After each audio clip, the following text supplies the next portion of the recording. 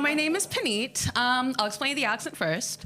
So this is because I grew up in the United States of America. I was born here, though, so you can't send me back. Please don't send me back. Yeah, so I grew up in the United States, where I was sometimes known as Denise. That's not like a white nickname I gave myself. It's just that in the United States, I say Puneet, and they just hear Denise.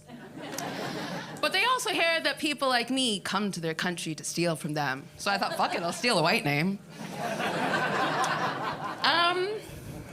So specifically, I grew up in Florida in a place called Tampa, or as us self-aware Floridians call it, Trampa. We know we're trash. And I should say, even though I did grow up in Trampa, I do want to tell you, no, I am not a supporter of Donald Trump. I'm always confusing those quacks. So no, I did not support the orange Oompa Loompa. But surprisingly, some of my Trampa friends did vote for him, and I was a little bit surprised, because these were people who I had thought were likable and a little bit intelligent. So I asked him, like, what happened? What made you vote for them? And they all kind of said a very similar thing of, look, there weren't a lot of great options. And I mean, he's not so bad. He's better than some of the others.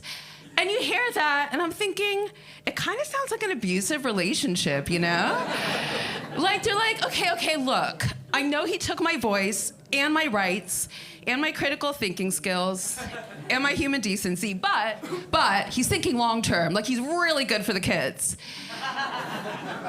Meanwhile, the kids were drinking bleach because daddy told them it cures COVID. Thank you.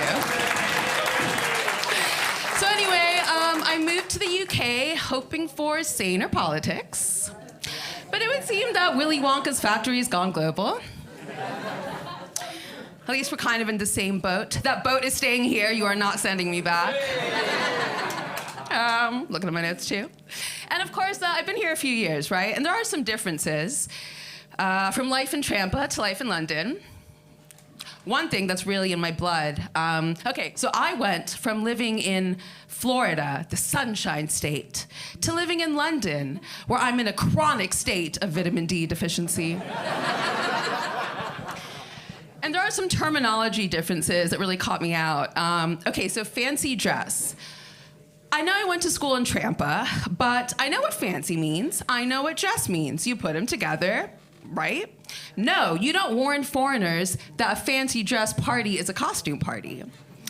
So when my cousin in London called me and invited me to her 4-year-old daughter's birthday party and said, by the way, it's fancy dress, I was like, ew, okay. I mean, London is a lot more posh than Trampa. Maybe it's common here for toddlers to have, like, birthday galas. That's just like Trampa logic. Like, I'll just make it make sense so I'm not wrong. I sound like the duck, don't I?